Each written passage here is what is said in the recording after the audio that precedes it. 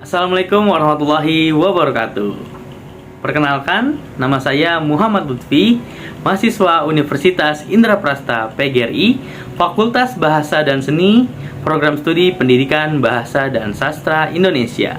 Pada kesempatan ini, saya ingin membahas dan menjelaskan beberapa poin materi dari mata kuliah Akhlak dan Etika.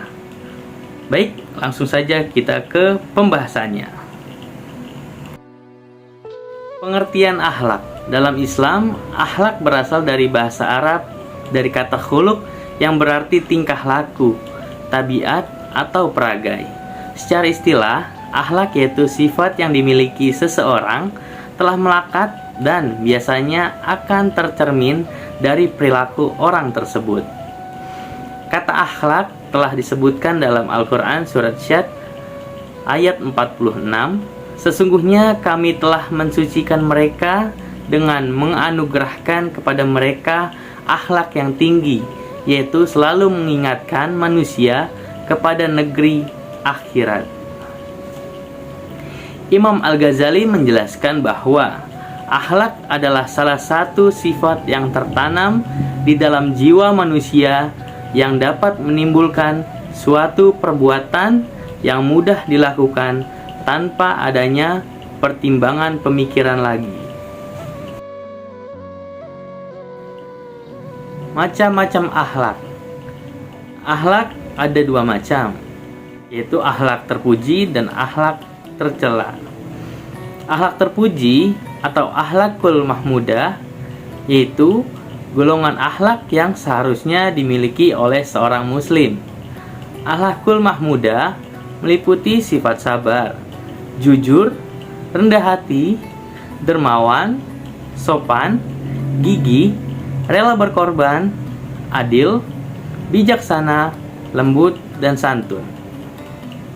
Seorang muslim yang memiliki akhlakul mahmudah dalam kehidupan sehari-hari akan menjaga tutur kata dan perbuatannya. Sebagai seorang muslim, sudah menjadi sebuah keharusan untuk menjaga akhlakul mahmudah dalam kehidupan sehari-hari. Adapun contoh dari akhlakul mahmudah dalam kehidupan sehari-hari yaitu berbicara sopan dengan orang yang lebih tua, membantu orang lain yang membutuhkan pertolongan, selalu rendah hati dan tidak sombong, dan lain sebagainya. Yang kedua, akhlak tercela. Akhlak tercela atau akhlakul mazmumah yaitu golongan akhlak atau tindakan buruk yang harus dihindari oleh setiap manusia. Akhlak mazmumah harus dijauhi karena dapat mendatangkan mudarat bagi diri sendiri maupun orang lain.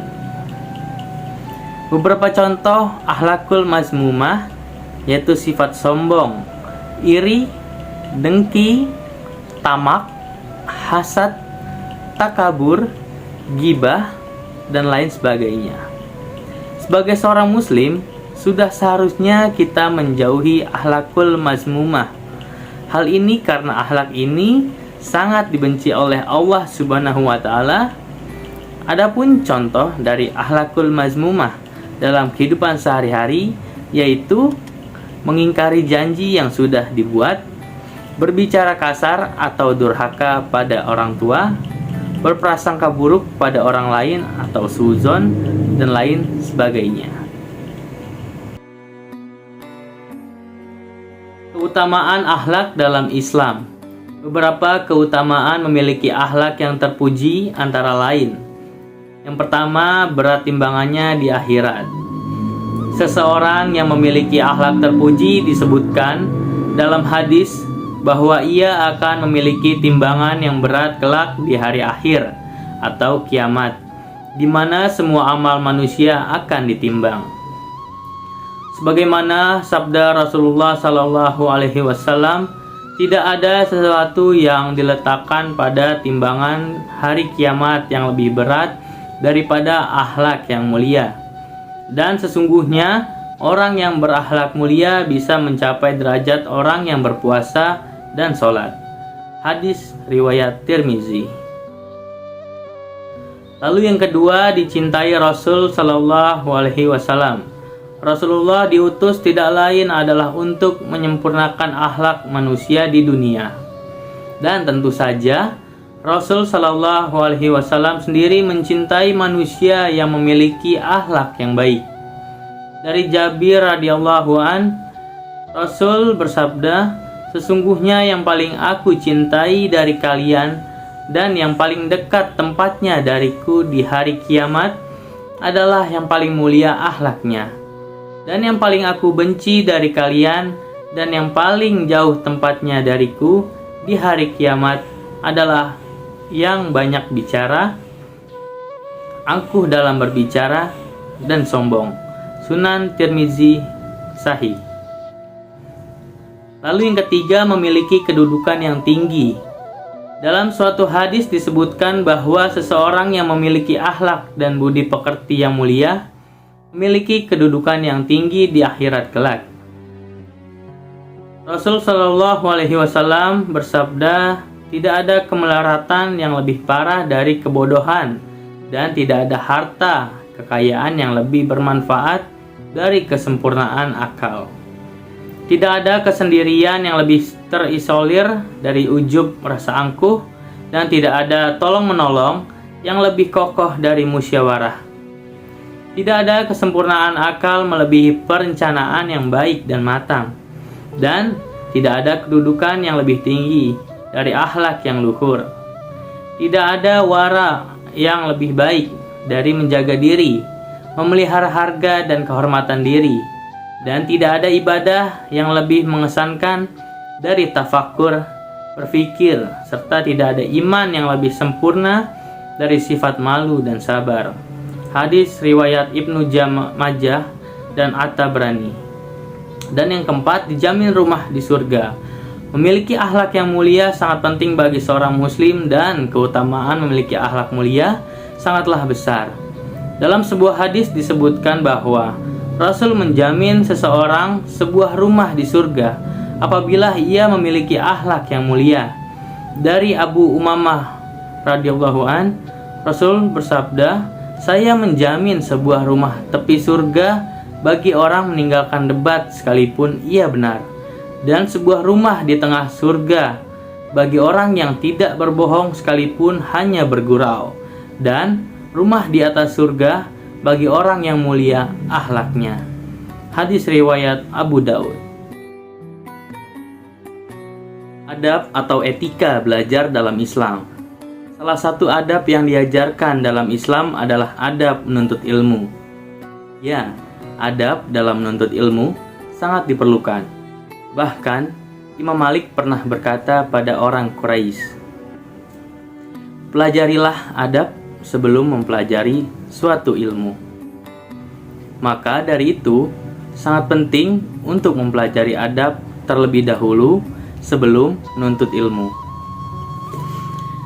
Adapun adab dalam menuntut ilmu yang perlu diketahui. Pertama, niat karena Allah. Hal pertama yang harus dipersiapkan sebelum menuntut ilmu adalah membenarkan niat. Niatkan sebuah ilmu yang akan kamu pelajari hanya karena Allah. Yang kedua, selalu berdoa. Dalam menuntut ilmu, hendaknya kita selalu berdoa agar diberi kemudahan dalam menyerap ilmu dan mengamalkannya. Yang ketiga, selalu bersungguh-sungguh. Ketika menuntut ilmu, hendaknya kita bersungguh-sungguh dan selalu antusias untuk mendapatkan ilmu yang bermanfaat. Seolah-olah tidak pernah kenyang dengan ilmu yang didapatkan. Hendaknya kita selalu berkeinginan untuk menambah ilmu kita. Lalu yang keempat, menjauhi maksiat. Untuk bisa mendapatkan ilmu yang bermanfaat dan berkah, maka jauhkanlah diri dari berbagai macam maksiat. Maksiat akan membuat otak menjadi sulit untuk berkonsentrasi sehingga ilmu sangat sulit dimengerti. Yang kelima, selalu rendah hati. Banyak sekali orang berilmu yang justru menjadi sombong hanya karena merasa lebih baik dibandingkan orang lain. Jika ingin mendapatkan ilmu yang baik dan bermanfaat, maka tetaplah menjadi pribadi yang rendah hati. Yang keenam, memperhatikan penjelasan. Jika ingin mendapatkan ilmu dengan mudah, maka konsentrasilah ketika guru atau ustadz menjelaskan. Fokuslah untuk menyerap ilmu yang disampaikan. Yang ketujuh, diam menyimak. Salah satu adab dalam menuntut ilmu yang banyak ditinggalkan adalah diam ketika guru atau ustadz menjelaskan. Jangan berbicara atau bahkan mengobrol hal yang sama sekali tidak penting, bahkan tidak berhubungan dengan pelajaran yang disampaikan. Yang kedelapan, menghafal. Setelah berhasil memahami ilmu yang disampaikan, maka hendaknya hafallah ilmu tersebut agar lebih mudah diingat. Rasulullah Shallallahu Alaihi Wasallam bersabda, "Semoga Allah memberikan cahaya kepada wajah orang yang mendengar perkataanku, kemudian ia memahaminya, menghafalkannya, dan menyampaikannya." Banyak orang yang membawa fikih kepada orang yang lebih faham daripadanya. Hadis riwayat Tirmizi. 9. Mengamalkan. Akan percuma setiap ilmu yang didapatkan jika tidak diamalkan. Sudah seharusnya kita mengamalkan ilmu yang ingin kita dapatkan agar mendapatkan keberkahan dari Allah Subhanahu wa Ta'ala. Nabi Shallallahu Alaihi Wasallam bersabda, "Perumpamaan seorang alim yang mengajarkan kebaikan kepada manusia, kemudian ia melupakan dirinya, tidak mengamalkan ilmunya, adalah seperti lampu yang menerangi manusia, namun membakar dirinya sendiri." Hadis riwayat At-Tabrani. Dan yang ke-10, mendakwahkan. Tidak ada ilmu yang bermanfaat jika tidak dibagikan kepada orang lain. Maka, sebarkanlah ilmu tersebut kepada mereka yang belum mengetahuinya. Allah Ta'ala berfirman, "Wahai orang-orang yang beriman, peliharalah dirimu dan keluargamu dari api neraka, yang bahan bakarnya adalah manusia dan batu. Penjaganya malaikat-malaikat yang kasar dan keras, yang tidak durhaka kepada Allah terhadap apa yang Dia perintahkan kepada mereka dan selalu mengerjakan apa yang diperintahkan." Quran Surat At-Tahrim ayat 6. Selanjutnya, etika beragama, berbangsa, dan bernegara dalam Islam. Secara garis besar, setidaknya ada 3 etika seorang muslim dalam kehidupan berbangsa dan bernegara, yaitu: pertama, menegakkan keadilan dan kebenaran. Dalam kehidupan, kebenaran dan keadilan adalah sesuatu yang paling dicari oleh setiap manusia. Bahkan kehidupan manusia itu sendiri disebut sebagai proses dalam mencari keadilan dan kebenaran. Islam adalah agama yang akan selalu berpihak kepada keadilan dan kebenaran. Bahkan menegakkan keadilan dan kebenaran adalah kewajiban bagi setiap muslim kapan saja dan di mana saja.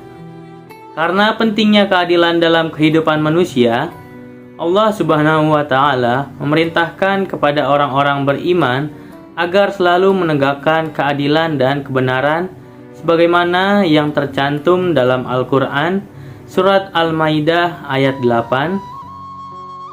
"Hai orang-orang yang beriman, hendaklah kamu jadi orang-orang yang selalu menegakkan kebenaran karena Allah, menjadi saksi dengan adil, dan janganlah sekali-kali kebencianmu terhadap suatu kaum mendorong kamu untuk berlaku tidak adil." Berlaku adillah, karena adil itu lebih dekat kepada takwa, dan bertakwalah kepada Allah. Sesungguhnya Allah Maha mengetahui apa yang kamu kerjakan. Yang kedua, menegakkan nilai-nilai kemanusiaan.